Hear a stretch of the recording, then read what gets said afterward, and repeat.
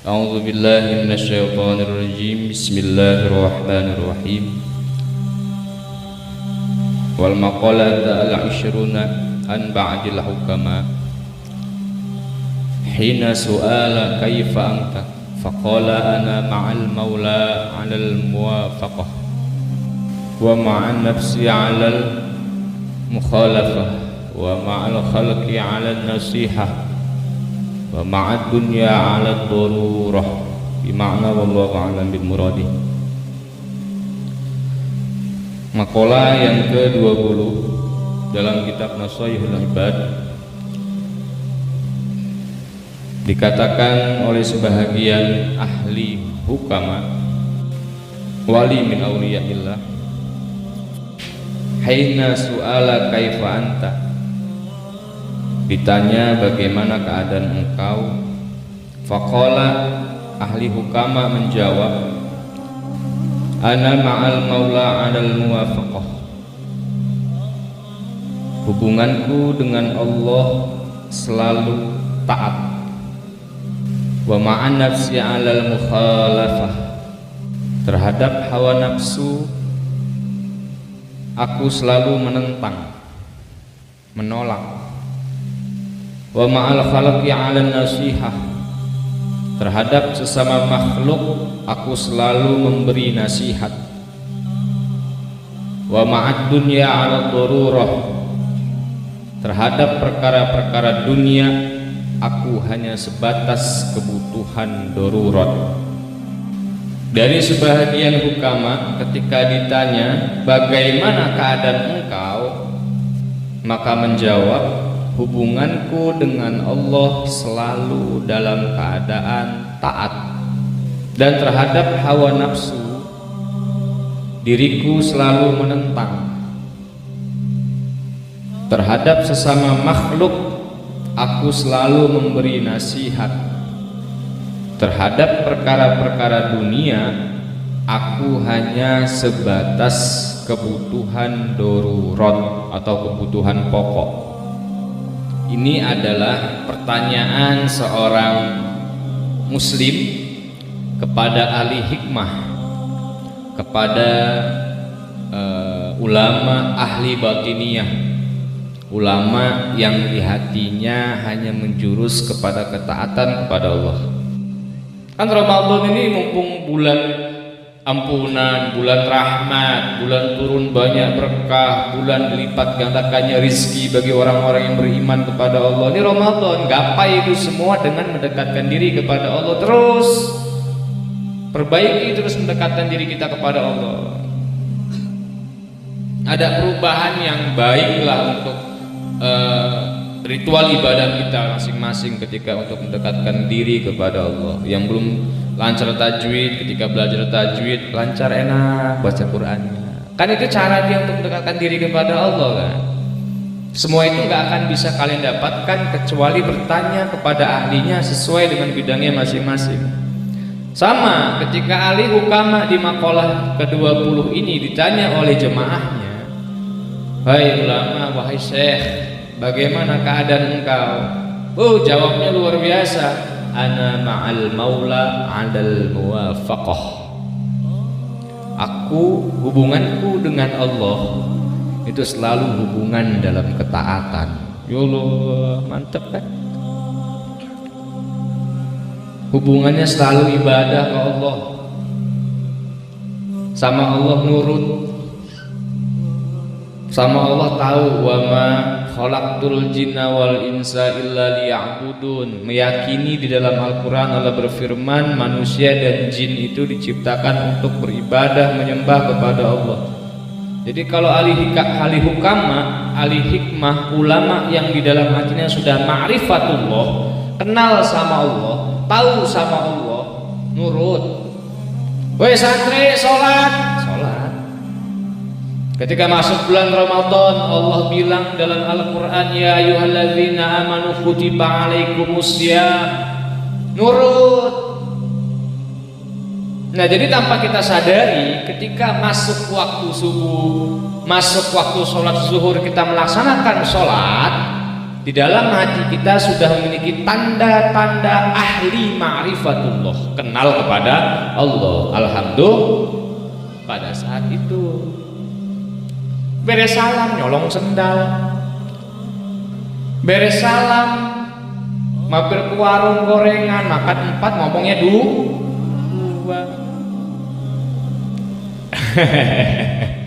Ya Allah. Tapi minimal kita bersyukurlah kepada Allah ketika datang waktu azan maghrib kita melaksanakan sholat maghrib, datang waktu sholat zuhur kita laksanakan sholat zuhur.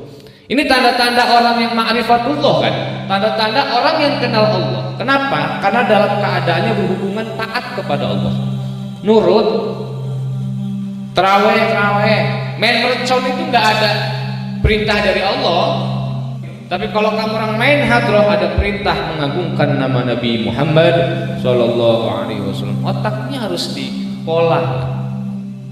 Ahli hukama ketika ditanya bagaimana keadaan, apa yang kau lakukan keseharian, para ahli hukama menjawab hubungan kepada Allah selalu dalam ketaatan. Waktunya sahur, waktunya buka puasa, ya bukalah, orang paling cepat bukanya. Ya, kita kan licik ke subur, orang beriman yang licik itu kita lah. Kalau buka puasa nyari ajan yang cepat, kalau sahur nyari imsak yang lama kita makan ngakal-ngakalin. Itu yang pertama. Yang kedua, keadaan para ahli hukama kesehariannya di atas bumi Allah ini ma'an nafsi 'alal mukhalafah, terhadap hawa nafsunya selalu menentang aturan. Habis sholat taraweh kamu orang makan, ngerokok, nonton TV, ngerumpi yang perempuan, kalau enggak tidur nanti bangun-bangun sahur. Tapi malam ini nafsu kita ditentang nih, dilawan hawa nafsu kita.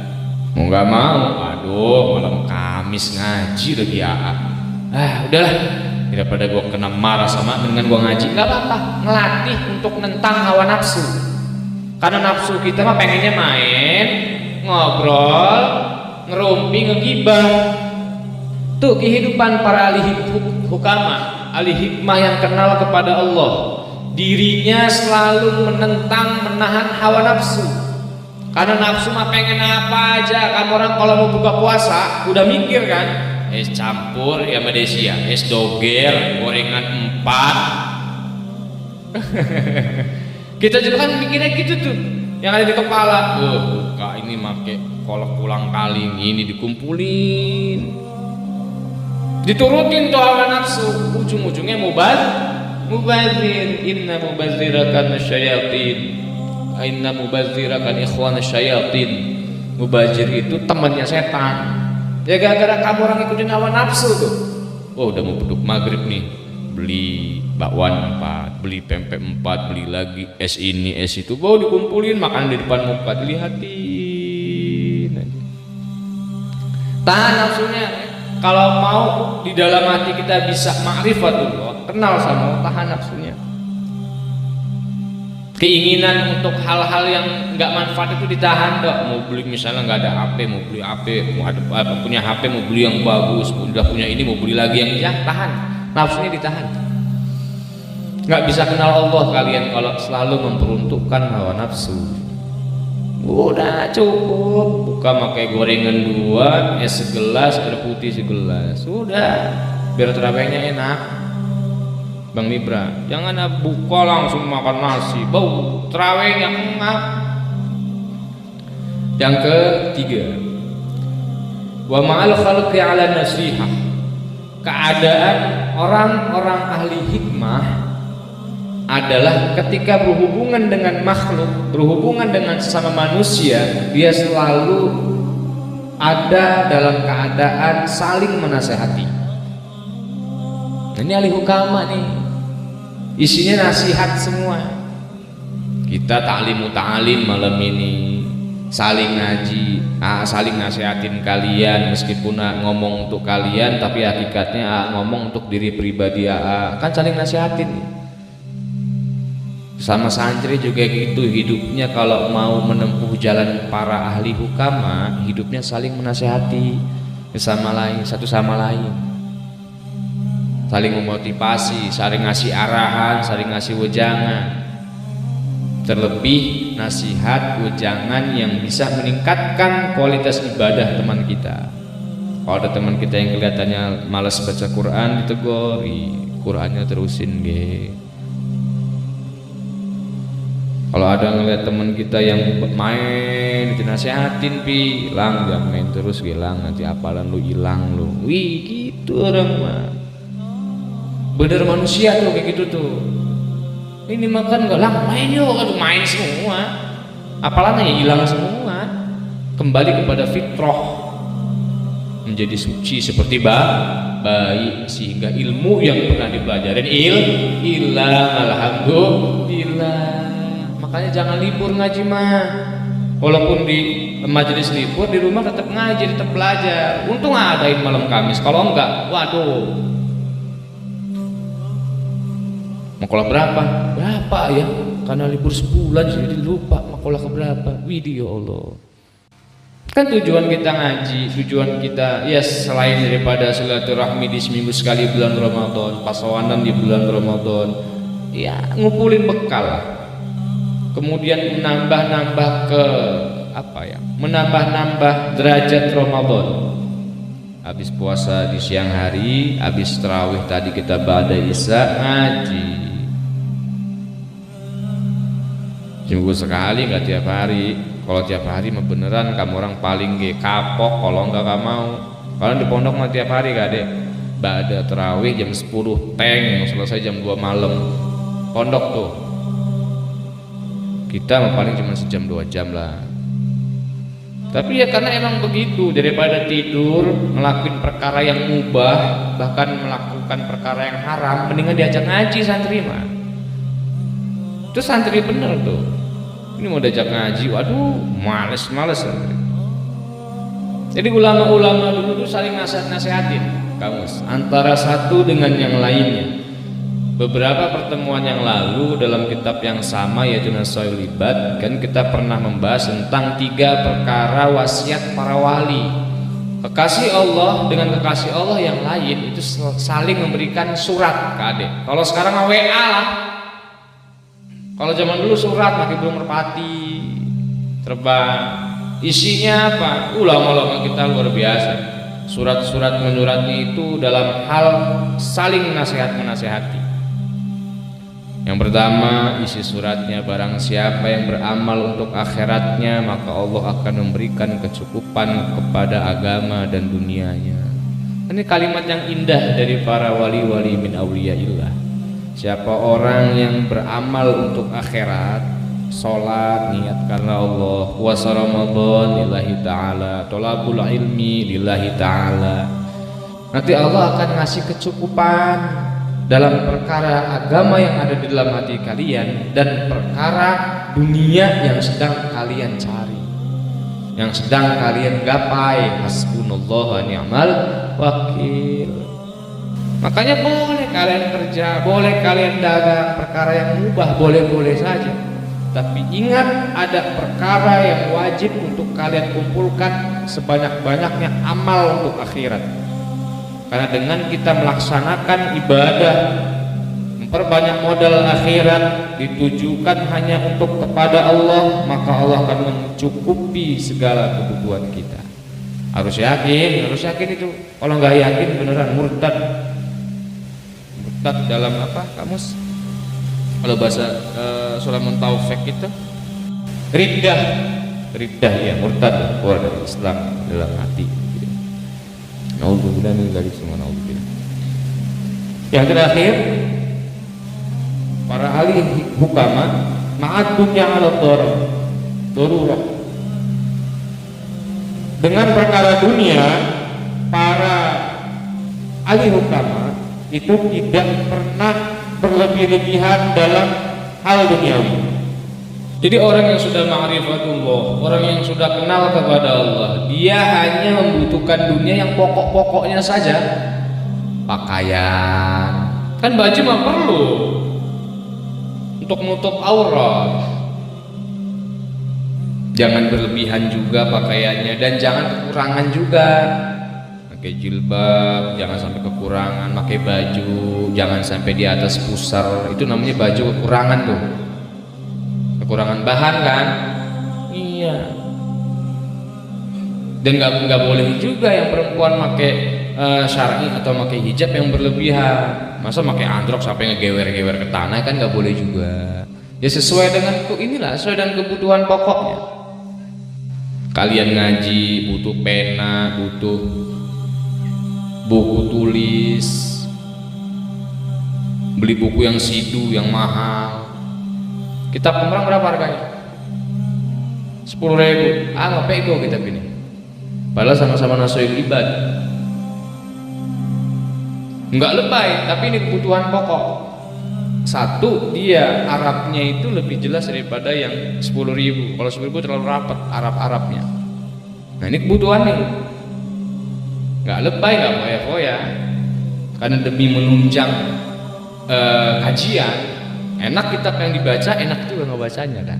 Kalau rapat-rapat gitu kan pedih di mata ya. Jadi ahli hukama ketika ditanya oleh jamaahnya tentang keadaan kehidupannya sehari-hari di dunia ini, yang pertama hubungannya dengan Allah selalu dalam ketaatan. Kita latih diri kita mumpung di Ramadan, selalu minta petunjuk kepada Allah, selalu berdoa Allahumma innaka afuwwun karim tuhibbul afwa fa'fu 'anna ya karim. Karena hanya dengan cara doa itu kita ada rasa tawadhu kepada Allah, karena kita yakin seburuk apapun kekhilafan kita kepada Allah akan Allah ampuni. Karena Allah itu innallaha yuhibbul mutatahhirin wa yuhibbut tawwabina wa yuhibbul mutatahhirin. Allah itu mencintai orang-orang yang bertaubat, dan Allah mencintai orang-orang yang mensucikan dirinya. Dari apa? Qad aflaha man tazakka wa dzakara isma rabbih fasalla. Beruntung mereka yang mensucikan dirinya, wa dzakara isma rabbih fasalla, dan mengingat kepada Allah dan melaksanakan sholat. Ya, awas Ramadan tarawihnya kalau bisa jangan ditinggalin. Kalaupun ada halangan ya nggak apa-apa. Tarawih itu adalah sholat yang boleh dilakukan sebelum waktu fajar, bagus. Jadi jam 12 malam juga boleh tarawih. Awas. Nah, karena Ramadan ini disebut bulan 1000 sujud. Jangan sampai akhir Ramadan sujud kita berkurang karena meninggalkan sholat tarawih. Paham? Boleh tarawih jam 12 malam, boleh jam 1 boleh. Maafnya ngomong Pak Subur, berpikir ya, mungkin Allah akan lebih cinta sama orang yang tarawih jam 1 malam daripada yang tepat waktu berjamaah di masjid. Kenapa? Dengan capek dia pulang aktivitas masih ingat sujud kepada Allah. Ngebayang gitu. Jadi AA yang di saf belakang imam, saf pertama, itu masih merasa kecil dengan orang yang tarawih di malam hari karena tertunda tarawih di tepat waktu karena untuk mencari rezeki untuk keluarga. Itu lebih luar biasa bagi AA gitu.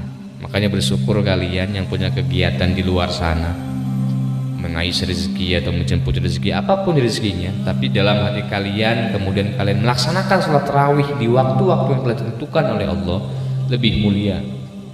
Yakin gak kira-kira? Kalau yakin itu, betapa luar biasanya pengalaman Allah, betapa besarnya pengalaman dari Allah bagi orang-orang yang sibuk di waktu pas sholat tarawih berjamaah di masjid atau di musola, tapi di malam hari dia melaksanakan sholat tarawih. Malam ini banggakan kebesaran Allah.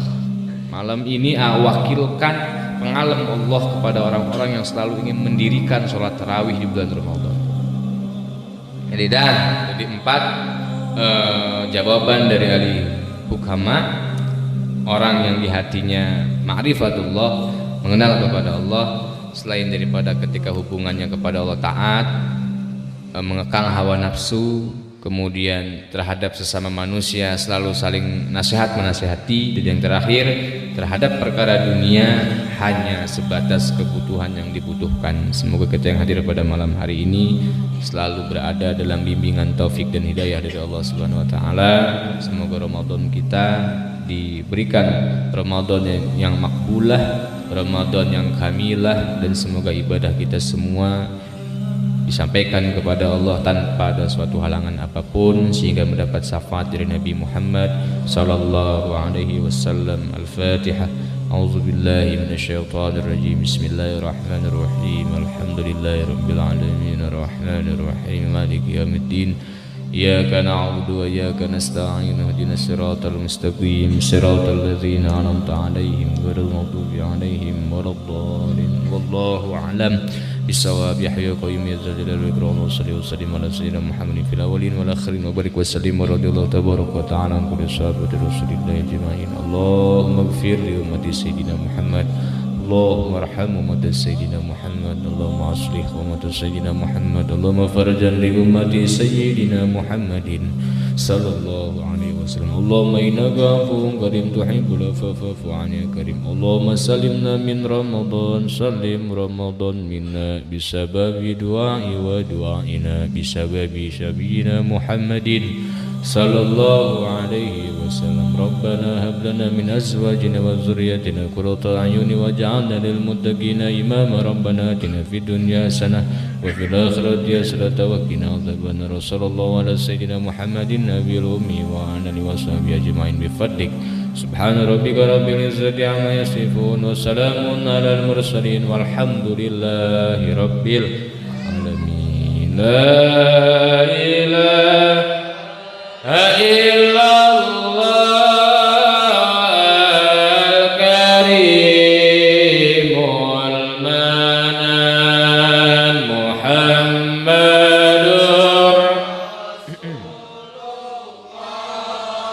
Nabi akhir zaman.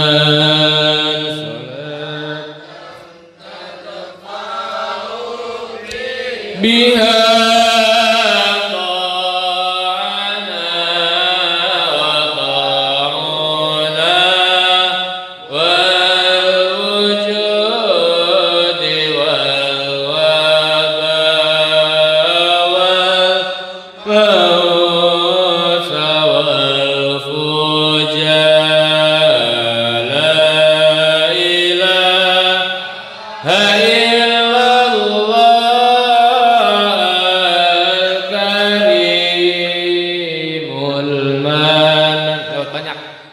banyak dur Rasulullah Nabi akhir zaman salatan tad biha